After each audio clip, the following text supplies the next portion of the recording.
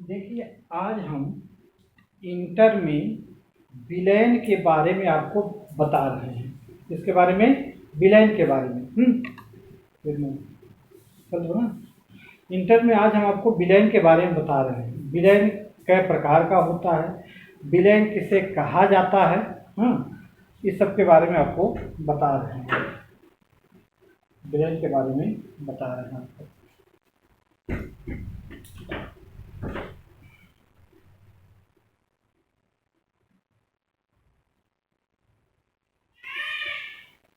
तो विलयन किसे कहा जाता है, पहले समझिए विलयन है क्या। क्या समझेंगे? विलयन है क्या? विलयन है क्या? देखिए, पहले हम विलयन के बारे में बता रहे हैं आपको। विलयन होता क्या है? विलयन तो जैसे आप समझिए, पहले आप मिश्रण जो है दो प्रकार का जानते हैं। एक समांगी मिश्रण, दूसरा विषमांगी मिश्रण। तो समांगी मिश्रण किसे कहा जाता है? पहले समांगी मिश्रण के बारे में आप जानिए, किसे कहा जाता है। समांगी मिश्रण, समांगी मिश्रण किसे कहा जाता है? समांगी मिश्रण जैसे विलयन है तो दो घटक होगा, एक विलायक दूसरा विलय। एक विलायक होगा, दूसरा क्या होगा? विलय होगा। विलायक हो जाएगा और दूसरा क्या हो जाएगा? आपका विलय हो जाएगा। दूसरा विलय हो जाएगा। अगर मान लिया ये किसी विलय में ये दोनों घटक कण, किसी विलय में ये दोनों घटक कण अलग अलग नहीं दिखाई पड़ते, अलग अलग नहीं दिखाई पड़ते, अलग अलग नहीं दिखाई पड़ते, तो हम कह सकते हैं कि यह समांगी मिश्रण है। तो समांगी मिश्रण को हम क्या कहते हैं? विलयन कहा जाता है। समांगी मिश्रण को क्या कहते हैं? विलयन कहा जाता है। जैसे आप चीनी ले लीजिए, क्या लेंगे? चीनी। चीनी और प्लस क्या हो जाएगा? जल। चीनी जल आपस में मिला देंगे तो क्या दिखेगा आपका? जल की तरह आपका वह विलयन दिखेगा। जल की तरह क्या दिखेगा? विलयन दिखेगा। जल की तरह विलयन दिखेगा, क्योंकि चीनी यहाँ नहीं दिखाई पड़ता, क्योंकि जल की तरह दिखता है। तो इसे हम ये क्या कहेंगे? समांगी मिश्रण। क्या कहा जाएगा?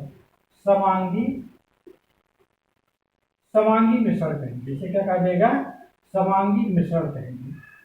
तो समांगी मिश्रण क्या होता है? हमारा विलयन होता है। समांगी मिश्रण क्या होता है? विलयन होता है। अब आपको स्पष्ट हो गया विलयन क्या है, कि दो या दो से अधिक पदार्थों के समांगी मिश्रण को हम क्या कहते हैं? विलयन कहते हैं। दो या दो से अधिक पदार्थों के समांगी मिश्रण को हम क्या कहते हैं? विलयन कहते हैं। तो आपका स्पष्ट है कि समांगी मिश्रण मतलब दोनों घटक कण अगर अलग अलग दिखाई नहीं पड़ते हैं तो हम उसे समांगी मिश्रण कहेंगे, और समांगी मिश्रण क्या होता है? हमारा विलयन होता है। अब आप देखिए विलयन क्या होता है? द्विअंगी होता है। विलयन क्या होता है? द्विअंगी। तो द्विअंगी माने आपका एक विलायक होता है, दूसरा क्या होता है? विलय होता है।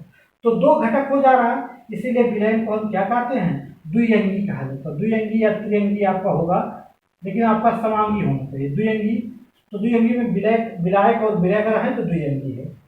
मान लिया तीन पदार्थ को आप मिला दे रहे हैं। क्या पदार्थ को? तीन पदार्थ को आप मिला दे रहे हैं। तीन पदार्थों को आप क्या कर रहे हैं? मिला दे रहे हैं। तो जब तीन पदार्थ आपस में मिलाए जाएंगे, क्या पदार्थ? तीन पदार्थ। जैसे मान लीजिए जल हो गया, चीनी हो गई, और क्या हो गया? नींबू का रस हो गया। ठीक, नींबू का क्या हो गया? नींबू का रस हो गया। अब ये तीनों को मिला के जब हम शरबत बनाएंगे तो इसमें तीन घटक है, अर्थात तो अब विलयन क्या हो जाएगा? हमारा त्रिअंगी हो जाएगा। क्या हो जाएगा? त्रिअंगी हो जाएगा। अगर दो घटक है तो दो अंगी, तीन घटक है तो त्रिअंगी हो जाता है। क्या हो जाएगा? त्रिअंगी हो जाएगा। अब आप देखिए, हम उसके आगे क्या बताएंगे कि विलायक क्या होता है। जैसे हमने विलयन के कई घटक बताए हैं आपको? दो घटक। विलयन के कई घटक होते? दो घटक। क्या हो जाता? विलायक, और प्लस क्या हो जाता? विलय। क्या हो जाता? विलय हो जाता है। अब विलायक क्या है? पहले समझिए विलायक क्या है। देखिए, जैसे जिस विलयन में जिस आयनों की मात्रा अधिक होती है, जैसे हम चीनी पानी मिलाएंगे तो यहाँ जल की मात्रा क्या हो जाएगी, जल की मात्रा क्या होगी, अधिक होगी। जल की मात्रा क्या होगी, अधिक होगी, और चीनी की मात्रा क्या होगी आपकी, कम होगी। चीनी की मात्रा क्या होगी, कम होगी। चीनी की मात्रा कम होगी। अब यहाँ ध्यान समझिए, हम परिभाषा क्या दे रहे हैं। जैसे द्विअंगी समांगी जो मिश्रण है, तो द्विअंगी माने आपका विलायक और विलय आपका हो गया। तो द्विअंगी समांगी मिश्रण में जिस आयनों की मात्रा अधिक होती है उसे हम क्या कहते हैं, उसे हम विलायक कहते हैं। उसे हम क्या कहते हैं, विलायक कहते हैं। अर्थात ये भी कह सकते हैं जिसमें जो पदार्थ विलीन होता है, जिसमें जो पदार्थ विलीन होता है उसे हम क्या कहते हैं, विलायक कहा जाता है। क्या कहा जाता है, विलायक। अब आपको स्पष्ट हो गया कि किसी द्विअंगी समांगी मिश्रण में जिस आयनों की मात्रा अधिक होती है उसे हम क्या कहते हैं, विलायक कहते हैं। अब उसका उल्टा आपका विलय होगा, उसका उल्टा क्या हो जाएगा, विलय। तो कहेंगे समांगी मिश्रण में जिस आयनों की मात्रा कम होती है उसे हम क्या कहते हैं, विलय कहते हैं। अर्थात जो पदार्थ विलीन होता है उसे हम क्या कहते हैं, विलय कहते हैं। तो ये हमारे विलय के दो घटक थे, विलायक और विलय। तो जिसकी मात्रा अधिक है उसे विलायक, और जिसकी कम उसे क्या कहा जाएगा, विलय कहा जाएगा। अब आप चले आइए विलयन के गुण पर। विलयन क्या गुण व्यक्त करता है, जो कि आपको पहले भी बताया, समांगी मिश्रण ही विलयन कहा जाता है। तो विलयन का गुण क्या होता है, विलयन का गुण,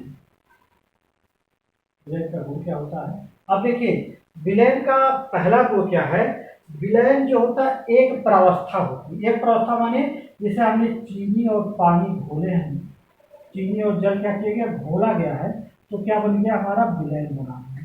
तो इसमें दिखता क्या है, हमारा जल की तरह दिखता है। अर्थात इसकी जल ही की तरह दिख रहा है, अर्थात क्या है, कैसी प्रावस्था है, एक ही प्रावस्था होती है।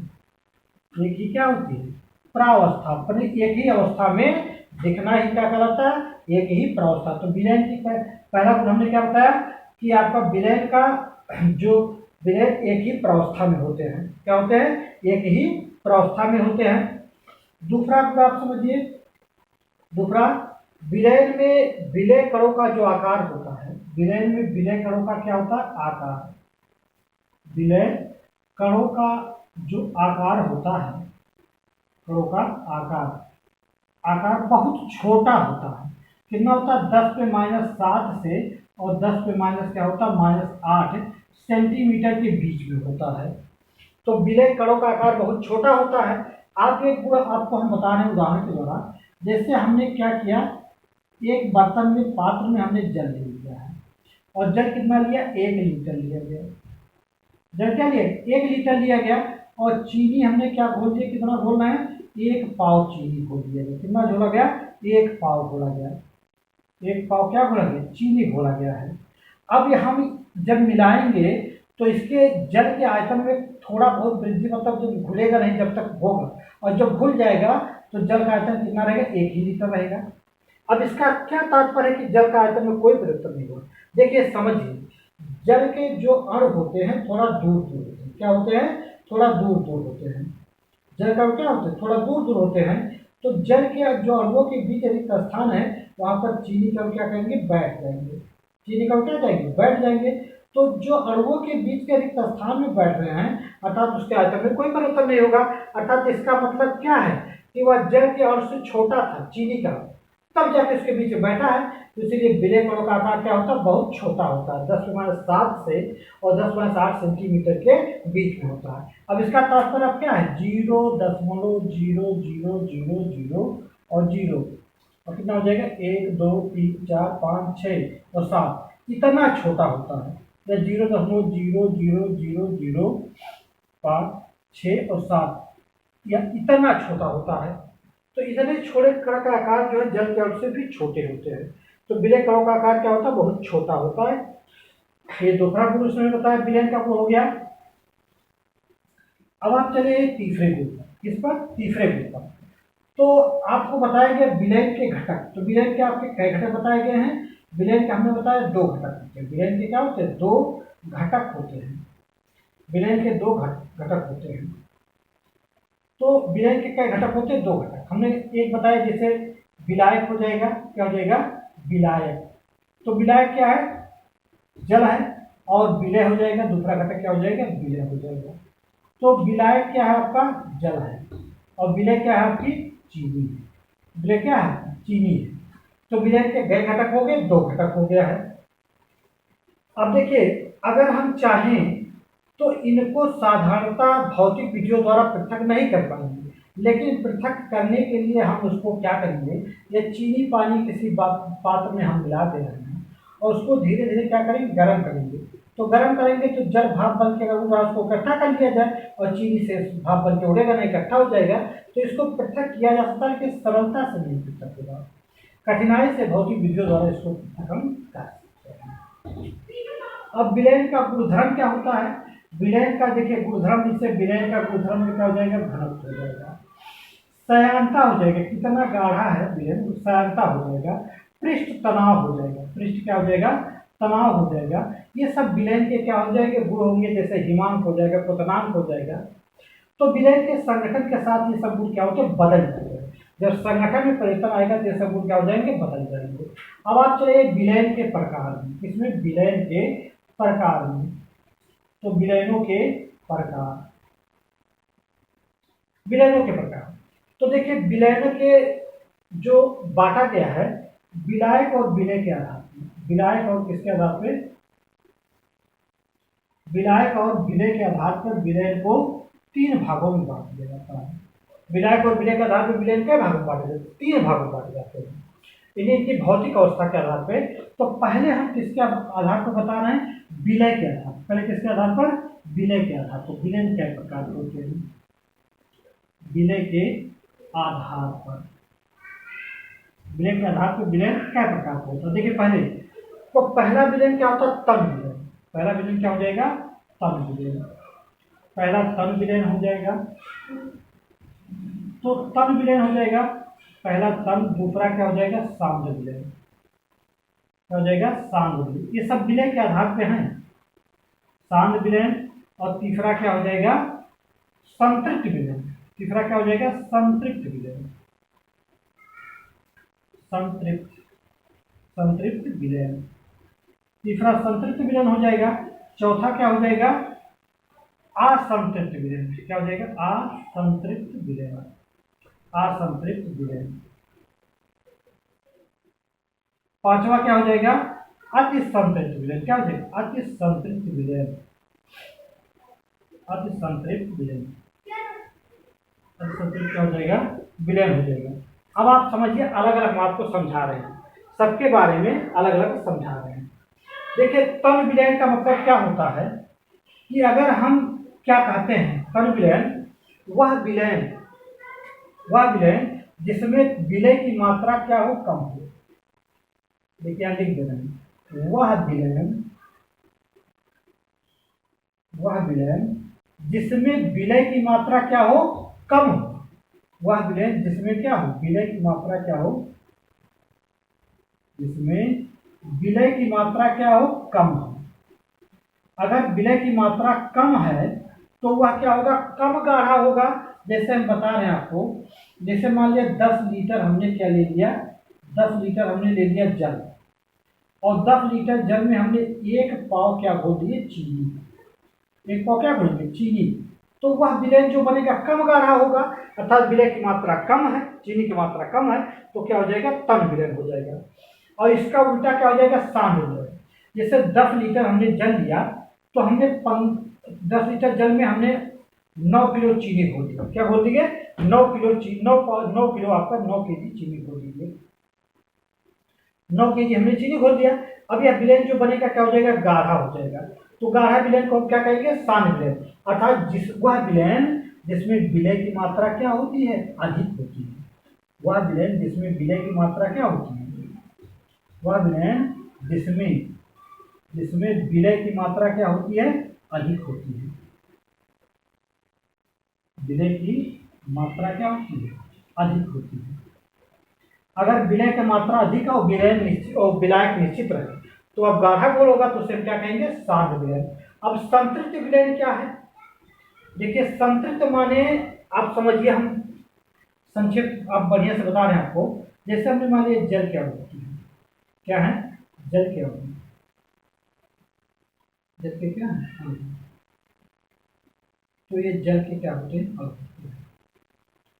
अगर जल के अणुओं में जैसे जल दिया गया तो इसमें हमने क्या बोल दिया? चीनी। चीनी या नमक कुछ बोलिए।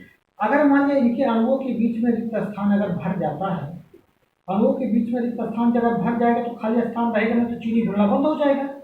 चीनी घुलना क्या हो जाएगा? बंद हो जाएगा। तो जब चीनी का घुलना बंद हो गया अर्थात रिक्त स्थान भर गया तो उसे हम क्या कहेंगे? संतृप्त विलयन। क्या कहा जाएगा? संतृप्त विलयन। तो देखिए वह विलयन, वह विलय पदार्थ कि वह अधिकतम मात्रा जो एक निश्चित ताप पर 100 ग्राम विलायक को संतृप्त करने के लिए क्या होती है? आवश्यक होती है। देखिए हम क्या कर रहे हैं? किसी विलय पदार्थ की वह अधिकतम मात्रा जो एक निश्चित ताप पर 100 ग्राम विलायक को संतृप्त करने के लिए आवश्यक होती है उसे हम क्या कहते हैं? संतृप्त विलयन कहा जाता है। अब असंतृप्त विलयन, अगर मान लिया आपका जो संतृप्त अवस्था से कम विलयन आपका बनता है या संतृप्त अवस्था से कम विलय पदार्थ होगा तो उसे हम क्या कहेंगे? असंतृप्त विलयन कहा जाएगा। अब अतिसंतृप्त विलयन माने संतृप्त अवस्था से अगर अधिक मात्रा विलय पदार्थ की घुल जाती है, संतृप्त अवस्था से अधिक मात्रा अगर विलय पदार्थ की घुल जाती है तो उसे हम क्या कहेंगे? अतिसंतृप्त विलयन। तो इसके लिए हम बता रहे हैं, जैसे हमने लिया सोडियम थायोसल्फेट Na2S2O3 और 5H2, ये हमारा क्या है? सोडियम थायोसल्फेट का क्रिस्टल ठोस है। अब देखिए अब इसको हम क्या कर रहे हैं? सोडियम थायोसल्फेट को जल में घोल रहे हैं। तो जल में घोलने पर यह हमारा संतृप्त अवस्था में चला गया। अब थोड़ी सी ऊष्मा परिवर्तन करेंगे तो जो 5 मॉलिक्यूल एक अणु से जल जुड़ा होता है, एक अणु से 5 मॉलिक्यूल जल जुड़ा होता है, मतलब हजारों मॉलिक्यूल सोडियम थायोसल्फेट है तो हजार का 5 गुना हो जाएगा, जल हो जाएंगे। तो जब थोड़ा सा ऊष्मा पाएंगे तो जल क्या क्या हो जाएंगे? अलग हो जाएंगे। तो जल क्या अलग हो जाएंगे तो अर्थात विलायक की मात्रा क्या हो जाएगी? थोड़ा बढ़ जाएगी। विलायक की मात्रा बढ़ जाएगी तो विलायक की मात्रा जब बढ़ी तो आपका अधिक मात्रा में आपका क्या हो जाएगा? संतृप्त अधिक मात्रा में थायोसल्फेट क्रिस्टल जल में घुल जाएंगे। अर्थात इस अवस्था को क्या कहा जाएगा? अतिसंतृप्त विलयन कहा जाता है। क्या कहा जाता है? अतिसंतृप्त विलयन कहा जाता है। अब इसके आगे जो है विलयन के बारे में अगले वीडियो में हम आपको अपलोड करेंगे।